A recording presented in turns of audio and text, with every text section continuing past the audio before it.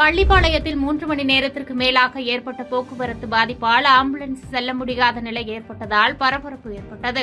நாமக்கல் மாவட்டம் பள்ளிப்பாளையத்தில் சாலை விரிவாக்கம் மற்றும் மேம்பாலம் அமைக்கும் பணிகள் கடந்த 2 ஆண்டுகளுக்கு மேலாக நடைபெற்று வருகிறது.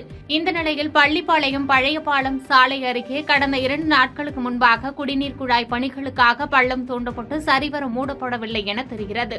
இதன் காரணமாக கனரக வாகனங்கள், பேருந்துகள் உள்ளிட்டவை அந்த சாலையில் செல்ல முடியாத நிலை ஏற்பட்டுள்ளது. இதனால் பள்ளிப்பாளையம் புதுப்பாலத்தின் வழியாக அனைத்து வாகனங்களும் செல்வதால் போக்குவரத்து பாதிப்பு 3 மணி நேரத்திற்கு மேலாக நீடித்தது. இதன் காரணமாக வாகன ஓட்டிகள் பெரிதும் அவதிக்குள்ளாகினர். மேலும் அவசர தேவை ஆம்புலன்ஸ் கூட செல்ல முடியாத நிலை ஏற்பட்டது. இதையடுத்து உள்ளூரிலிருந்து சமூக ஆர்வலர்கள் மற்றும் போலீசார் உதவியுடன் போக்குவரத்து சரி செய்யப்பட்டது.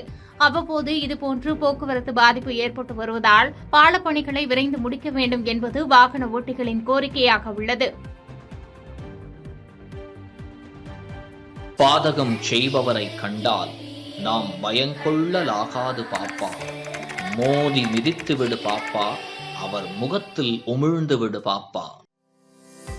அண்மை செய்திகளை உடனுக்குடன் தெரிந்து கொள்ள இணைந்திருங்கள் இயம்நாடு தொலைக்காட்சியுடன்.